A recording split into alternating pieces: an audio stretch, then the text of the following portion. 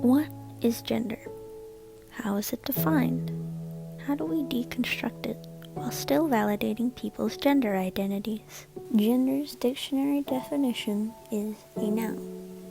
The first meaning being either of the two sexes, male and female, especially when considered with reference to social and cultural differences rather than biological ones.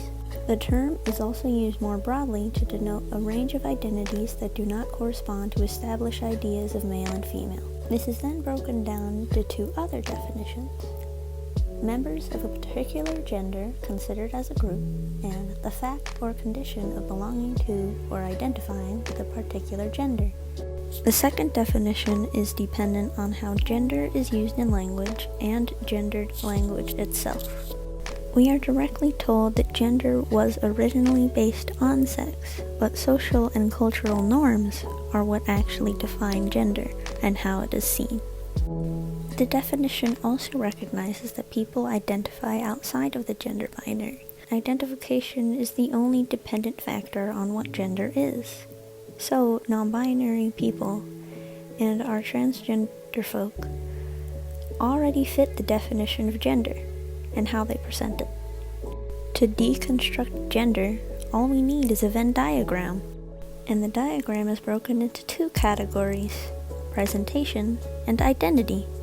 Presentation is then only defined by three descriptors: masculine, feminine, and androgynous. Identity is then only defined by the identity itself, that being a man, a woman, or any of the non-binary identities. The overlap is just pronouns and name. And then we just construct a sentence. He is a masculine man. She is a feminine woman. They are an androgynous person. And then there are many different combinations after that.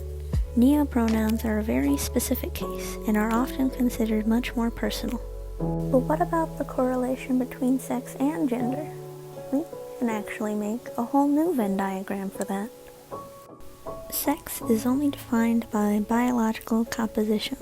It is just a gene, like being tall or having blue eyes. And gender, again, is about presentation. The only relationship they have is their influence on identity, thus resulting in people who are transgender, people who are intersex and trying to discover what they think fits, people who quite simply identify with their sex, and thus creating a gender. This definition also includes non-binary people, since it's about gender and sex's influence on identity. Gender just feels too complicated to keep to a spectrum. What about levels of intensity? What about non-binary people? What about agender people? What about gender fluid people?